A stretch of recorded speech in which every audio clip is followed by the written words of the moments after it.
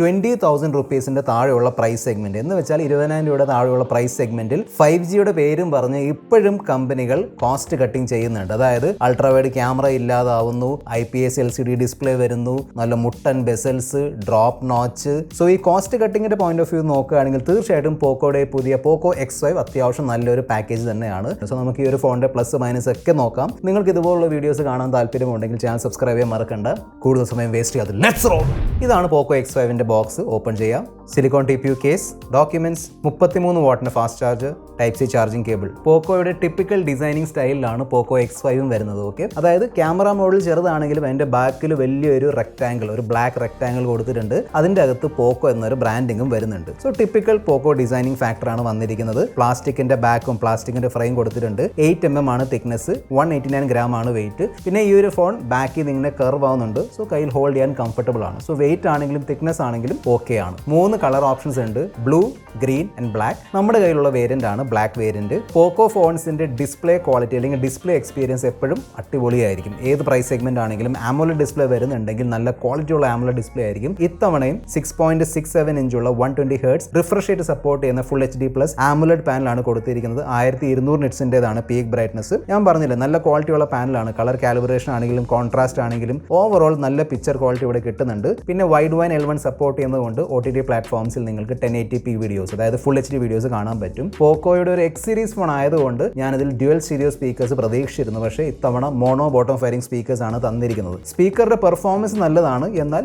Mono bottom firing speakers ആണ് തന്നിരിക്കുന്നത്. വന്ന് ഇപ്പോൾ മിക്ക എല്ലാ കമ്പനികളും, മോട്ടറോള ആണെങ്കിലും റിയൽമി ആണെങ്കിലും റെഡ്മി ആണെങ്കിലും സാംസങ് ആണെങ്കിലും ഐക്യു, വിവോ, എല്ലാ കമ്പനികളും ഇപ്പം മോണോ ബോട്ടം ഫയറിംഗ് സ്പീക്കേഴ്സ് ആണ് തരുന്നത്. ക്വാൾകോം സ്നാപ്ഡ്രാഗൺ 695 5G ചിപ്സെറ്റ് ആണ് കൊടുത്തിരിക്കുന്നത്. ഞാൻ ഈ ഒരു ചിപ്സെറ്റിനെ കുറിച്ച് അധികം ഒന്നും സംസാരിക്കുന്നില്ല, കാരണം ഞാൻ ഓൾറെഡി ഈ ഒരു ചിപ്സെറ്റിനെ കുറിച്ച് കുറേ തവണ പറഞ്ഞിട്ടുണ്ട്. കഴിഞ്ഞ വർഷം ഇഷ്ടം പോലെ മിഡ് റേഞ്ച് ഫോൺസിൽ വന്ന ഒരു ചിപ്സെറ്റ് ആണ്. ഒരു ഡീസെന്റ് മിഡ് റേഞ്ച് ചിപ്സെറ്റ്, അത്രേ ഉള്ളൂ. നോർമൽ യൂസിന് വേണ്ടി ഓക്കെ ആണ്. സോ ഫോൺ വിളിക്കാനും പിന്നെ വാട്സാപ്പ്, ഫേസ്ബുക്ക്, ഇൻസ്റ്റാഗ്രാം അതിന് വേണ്ടിയൊക്കെ ഓക്കെ ആണ്. പോക്കോ ഇത് നല്ലോണം ഓപ്റ്റിമൈസ് ചെയ്തിട്ടുണ്ട്. എന്നാൽ ഹെവി ഗെയിമിങ്ങിന് വേണ്ടിയുള്ള ചിപ്സെറ്റ് അല്ല, കാഷ്വൽ ഗെയിമിംഗ് ഒക്കെ ചെയ്യാൻ പറ്റും. Out of the box Android 12 ആണ് വരുന്നത് വിത്ത് MIUI 13. ഞാനിത് പല വീഡിയോസിലും എടുത്ത് പറഞ്ഞിട്ടുണ്ട്. മാർച്ച് 2023 ആയി. സോ ഏത് ഫോൺ ആണെങ്കിലും ഏത് പ്രൈസ് സെഗ്മെന്റിലുള്ള ഫോൺ ആണെങ്കിലും തീർച്ചയായിട്ടും out of the box latest Android 13 തന്നിരിക്കണം. ഇവിടെ Android 12 ആണ് വരുന്നത്. ഞാൻ എടുത്ത് പറയേണ്ട ആവശ്യമില്ല. തീർച്ചയായിട്ടും അതൊരു പോരായ്മ തന്നെയാണ്. പോക്കോ പറയുന്നതനുസരിച്ച് 2 വർഷത്തേക്കുള്ള ആൻഡ്രോയിഡ് അപ്ഡേറ്റും പിന്നെ 3 വർഷത്തേക്കുള്ള സെക്യൂരിറ്റി പാച്ച് തരുമെന്നാണ്. പക്ഷേ എന്ന് വരും, എപ്പോൾ വരും, അതിനെക്കുറിച്ച് പോക്കോ ഒന്നും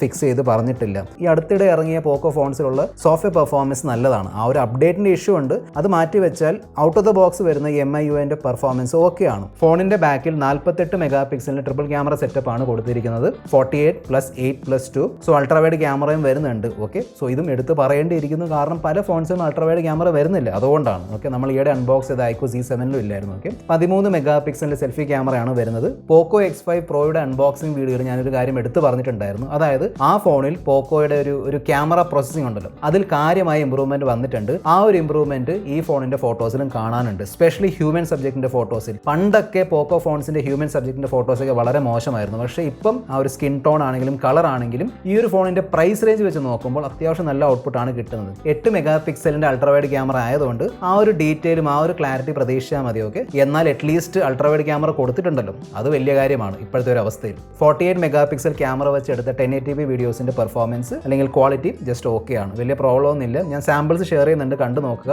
സെൽഫി ക്യാമറ പെർഫോമൻസിന്റെ സ്കിൻ ടോണിലും, അതായത് സെൽഫീസിൽ എടുക്കുന്ന സ്കിൻ ടോണും സ്കിൻ ടെക്സ്ചർ ഉണ്ടല്ലോ, അവിടെയും ഇമ്പ്രൂവ്മെന്റ് വന്നിട്ടുണ്ട്. ഓക്കെ, പണ്ടത്തെ പോക്കോയുടെ പെർഫോമൻസ് വെച്ച് നോക്കുമ്പോൾ നല്ലതാണ്. ഈ സെഗ്മെന്റിലുള്ള ഏറ്റവും മികച്ച ക്യാമറ പെർഫോമൻസ് ആണ് എന്ന് ഞാൻ പറയുന്നില്ല, പക്ഷേ പോക്കോ എന്ന ബ്രാൻഡിന്റെ പോയിന്റ് ഓഫ് വ്യൂ നോക്കുകയാണെങ്കിൽ ക്യാമറ ഡിപ്പാർട്ട്മെന്റിൽ നല്ല ഇമ്പ്രൂവ്മെന്റ് വന്നിട്ടുണ്ട്. 5000 mAh ബാറ്ററിയാണ് കൊടുത്തിരിക്കുന്നത്. 33 വാട്ടിന്റെ ഫാസ്റ്റ് ചാർജിംഗ് സപ്പോർട്ട് ചെയ്യുന്നുണ്ട്. ബാറ്ററി ബാക്കപ്പ് ആണെങ്കിലും ചാർജിംഗ് സ്പീഡ് ആണെങ്കിലും രണ്ടും ഓക്കെ ആണ്. ഇതിൽ കൊടുത്തിരിക്കുന്ന side mounted finger print scanner ആണെങ്കിലും ഫേസ് അൺലോക്ക് ആണെങ്കിലും രണ്ടും നല്ലോണം വർക്ക് ആവുന്നുണ്ട്, രണ്ടും നല്ല ഫാസ്റ്റ് ആണ്. പിന്നെ ഇതൊരു 5G റെഡി ഫോൺ ആണ്. 7 5G ബാൻഡ്സിനുള്ള സപ്പോർട്ട് കൊടുത്തിട്ടുണ്ട്. ഞാൻ ജിയോ സിം ഇട്ട് നോക്കിയിരുന്നു, 5G വർക്ക് ആവുന്നുണ്ട്. പിന്നെ വൈഫൈ 6ഉം ബ്ലൂടൂത്ത് 5.1 ഒക്കെ വരുന്നുണ്ട്. സോ ഇപ്പോൾ നിലവിലുള്ള മാർക്കറ്റ് സിറ്റുവേഷൻ ഉണ്ടല്ലോ, അതായത് ഫോൺസിന്റെ പ്രൈസ് കൂടുന്നു എന്നാൽ ഫീച്ചേഴ്സ് കുറയുന്നു, അതും സ്പെഷ്യലി 20,000 താഴെയുള്ള ഫോൺസിന്റെ മാർക്കറ്റ്. സോ ഈ ഒരു മാർക്കറ്റിന്റെ സിറ്റുവേഷൻ നോക്കുകയാണെങ്കിൽ ഇതുപോലുള്ള ഫോൺസ്, അതായത് പോക്കോ X5 പോലുള്ള ഫോൺസ് തന്നെയാണ് value for money phones. Okay, so ഇതിന്റെ പ്രൈസ് നോക്കുകയാണെങ്കിൽ 16,999 ആണ്. ഓഫറൊക്കെ ചേർത്ത് 17 രൂപയുടെ താഴെ കിട്ടുന്നുണ്ട്. സോ നിങ്ങൾക്ക് ഇത് താല്പര്യമുണ്ടെങ്കിൽ ചെക്ക്ഔട്ട് ചെയ്യുക. ഡിസ്ക്രിപ്ഷൻ ബോക്സിൽ ലിങ്ക് കൊടുത്തിട്ടുണ്ട്. ഇനി 23,000 ആ പ്രൈസ് റേഞ്ചിലുള്ള പോക്കോ ഫോൺ നോക്കുന്നുണ്ടെങ്കിൽ പോക്കോ X5 Pro ഉണ്ട്. 25,000 മേളിലാണ് നോക്കുന്നതെങ്കിൽ പോക്കോ F4 ഉണ്ട്. This is your friend mister perfect signing off. Good bye.